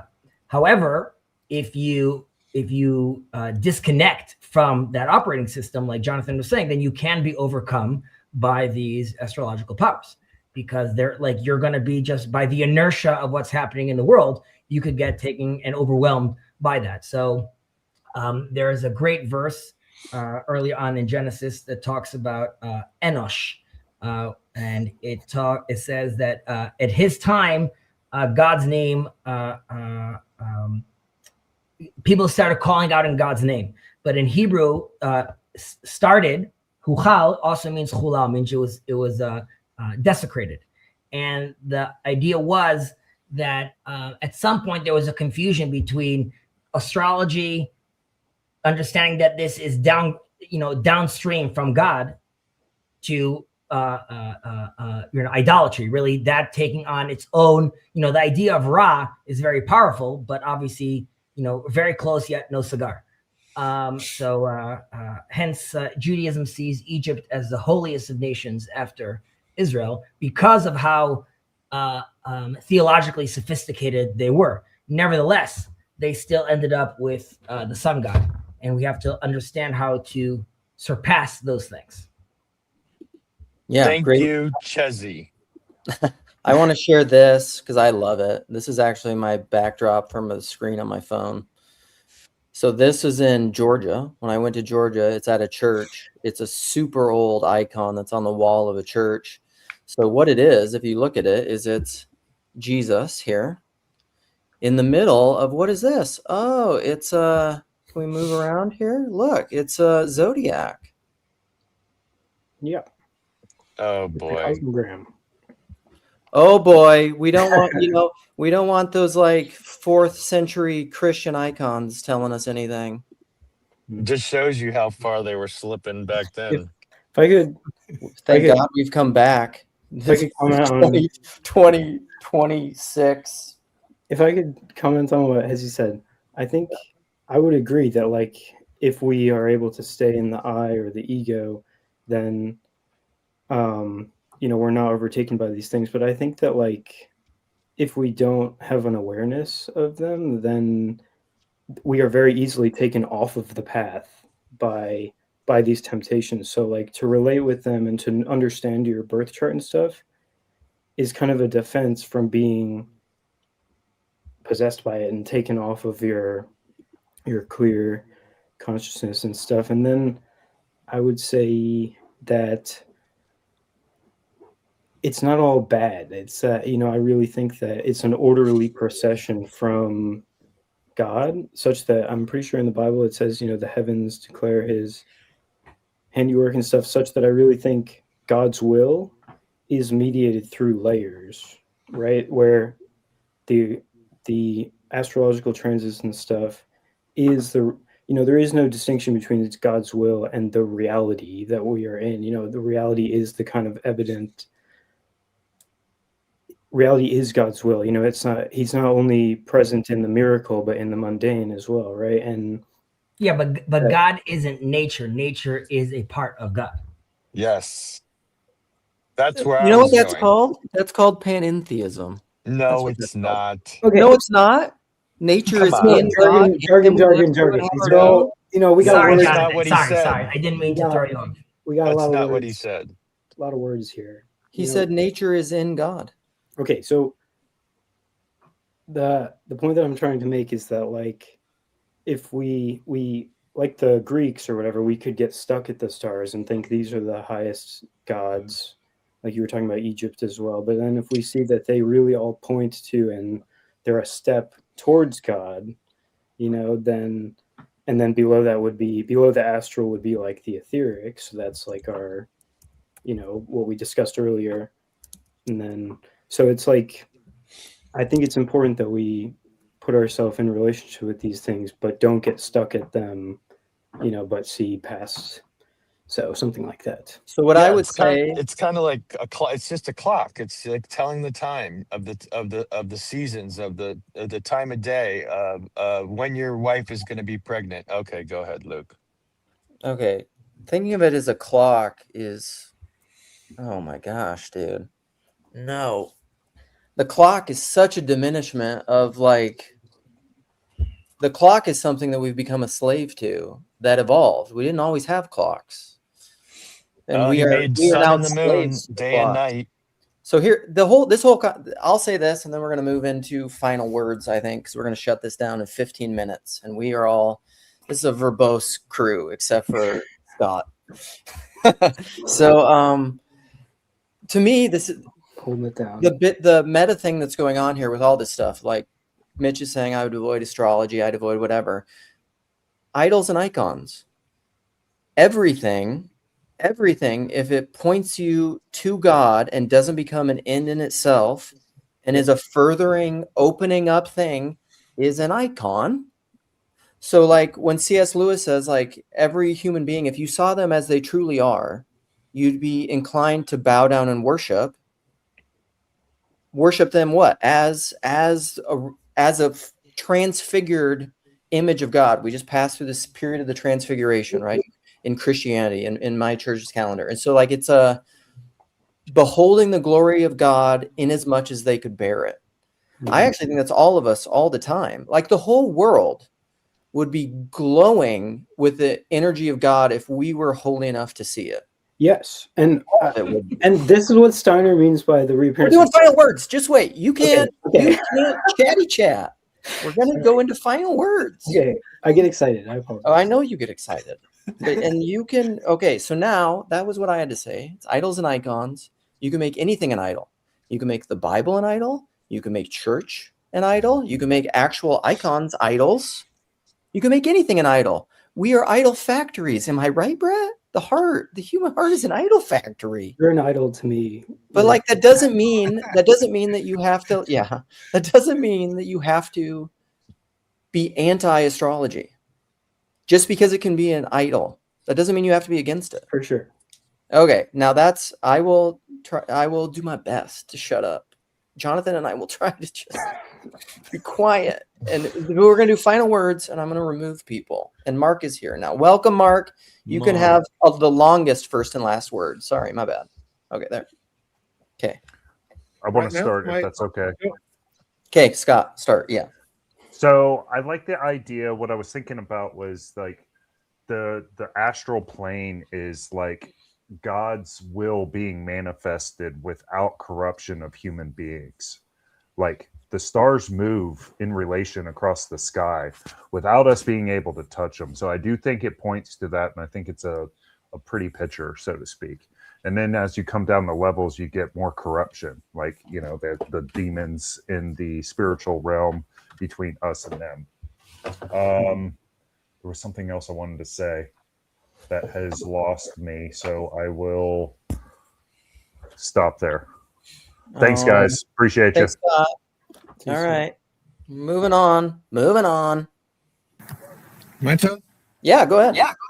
So I just want to try and loop the astrology part back to the original conversation about habits and that kind of stuff.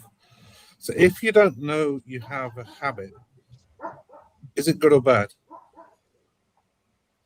If you don't know the planets have an influence on us, then that influence exists regardless of whether you're spiritual or whatever, like New Age crystals and leggings. And from my research, and I can actually measure it mathematically, the planets do have an influence, and especially the moon. And the fact that we're not aware of it means it has a controlling influence on us. So we ought to study this stuff. The moon controls the tides? That's woo. That's a lie. I'm sure Brett can agree. It does. I grew up on the coast. It does. It's like clockwork. All right, so I know you just showed up, and I don't want to just go back into the like popcorny thing. So do you have anything else to say, or do you want that to be your final? I'll give you a final word later or two if you want one, since you just showed up. That was my final word. I'm done. Okay, love you. Bye. I'll share a final word. Okay. I'll try to keep it short, Claire.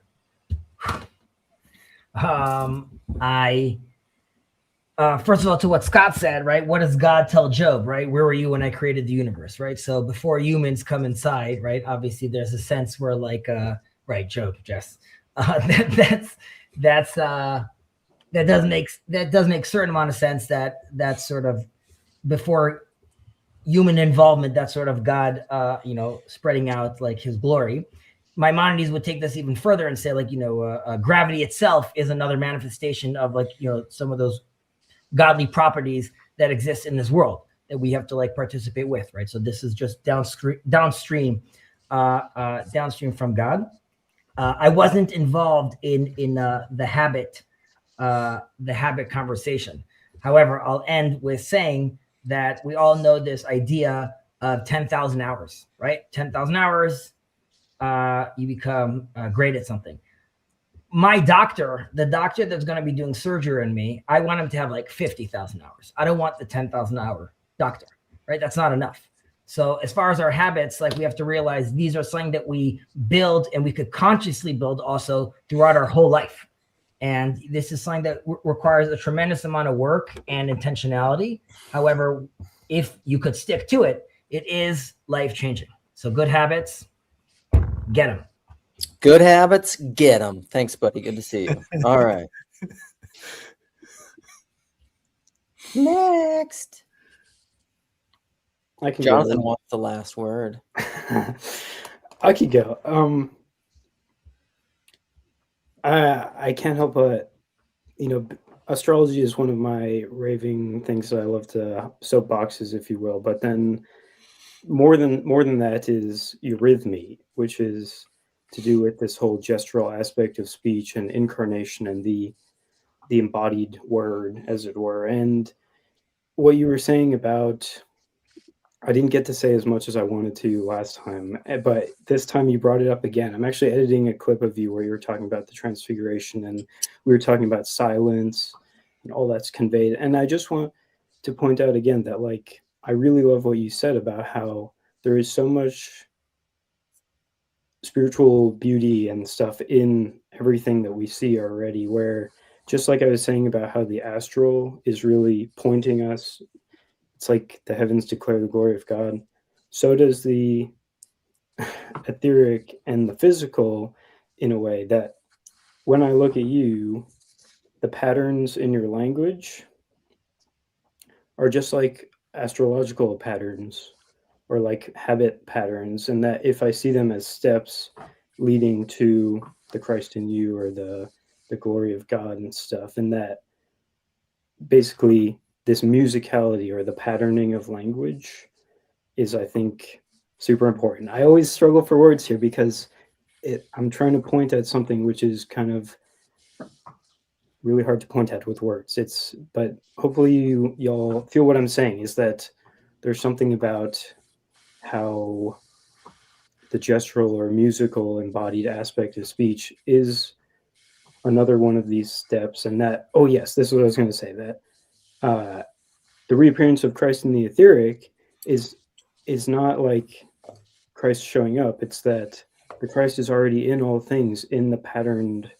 incarnational being of them. And that, like you said, it's that we need to raise our spiritual perception and to be able to see the etheric, or to be able to see people's kind of habit bodies, and then maybe you could even see people's astrology, like, in a sense. And then if you can see through those layers, then you can see the Christ in them, and something like that. Steiner would say that the Christ is in the etheric now. But yeah, I just really, and that the last thing is just that how we were talking about Ahriman and the etheric. Lucifer corresponds with the astral more so that when you tame your astral body, it's like taming Lucifer. And then when you tame your etheric body by getting your habits and stuff in order, participating in groups and communities, then that's Steiner says there's a battle in the etheric between Ahriman and Christ right now. And so this is just filling out some more stuff, but really that whole thing about transfiguration and eurythmy and developing these spiritual senses, it's like the ability to see the etheric and to manifest the glory of God in your speech by like remembering these layers or something, you know. Yeah. So if you remember the Christ in you, if you remember your heart, or if you remember like the Christ in all things, then your gestures and your habits and your language all become kind of steps pointing to that, something about that. I've been raving about this for literally a decade, so I'll get it eventually. I don't know. We're all working our way one step at a time. All right. Thanks, buddy. Appreciate it. Thanks, Jonathan. All right, I'll go because I'll let Jess be better. Maybe you can talk about Job and stuff like that, which I'm totally cool with because he can fix whatever I'm about to say. So I guess obviously this is from my tradition, but I think that one thing I'm super grateful for is seeing Christ's image in all of you, and that you guys have special gifts and things that you're focused on, interested in. And I'm grateful for that, because without the people that are so obsessed with astrology, then there'd be a lot of things we wouldn't know about, right? But I also don't think everybody has to be this gifted in touch with this spiritual thing. There's people who aren't going to be wired like that. And sure. so like that's why it's almost like this. Sometimes I feel like the way it seems is it's prescripted how we're supposed to be, like this is the ideal.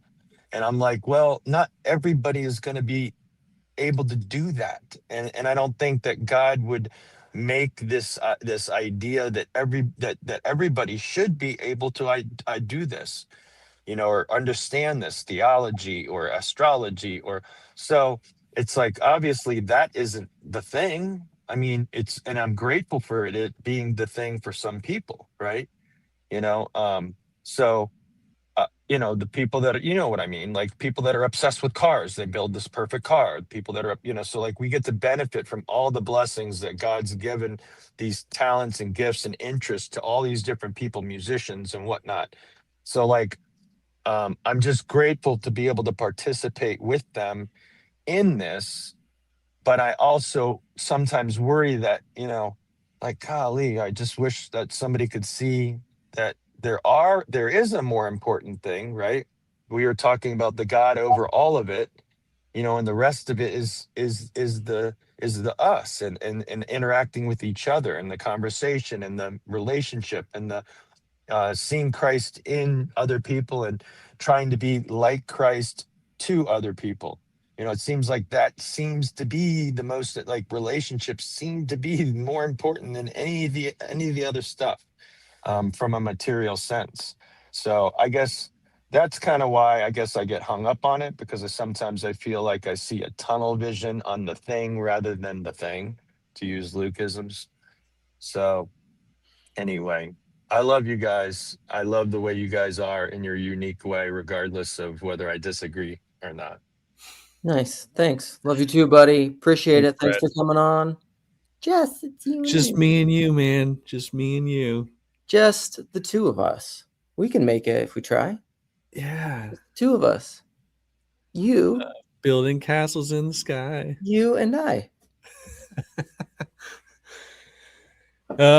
Good stream, man. I think yeah, interesting things to think. Like there's I don't know, I guess my last words will be like I kind of think of habits and then being conscious and unconscious as these tension between these things. Being too conscious of everything is not good, just as being unconscious of everything that's affecting you is not good. Mhm. And you know, there's, you know, part of just to bring it back to the book of Job, you know, part of what God's whirlwind speech is like there's tons of stuff we don't know about, but then by, you know, the world is full of sort of wild things that God in his wisdom has made. And then if we explore them, there's gold there, there's diamonds, there's jewels everywhere. Like, Mhm. you know, it's like Christ is everywhere in all things. But also we don't understand all the things all at once. Like there's so many strange things. And so, you know, God's whirlwind speech is definitely about all the wildness and the places where men are not, and the animals. And I'll just close with this, I think, reading from the Gospel of Mark. After Always Jesus, us closing with the Bible. That's how we do after it. Jesus' baptism, it says the Spirit immediately drove him out into the wilderness, and he was in the wilderness 40 days being tempted by Satan, and he was with the wild animals, and the angels were ministering to him. And Mark just has a way to be so concise. Like, I love it. We remember the part where he's tempted by Satan, and sometimes we remember the part where he was ministered by angels, but he was also with the wild animals. And Yeah. that's cool. No, that is beautiful. That's good. That's a really great final word. All right. I don't want to say anything else to that except to close out. We're going to do.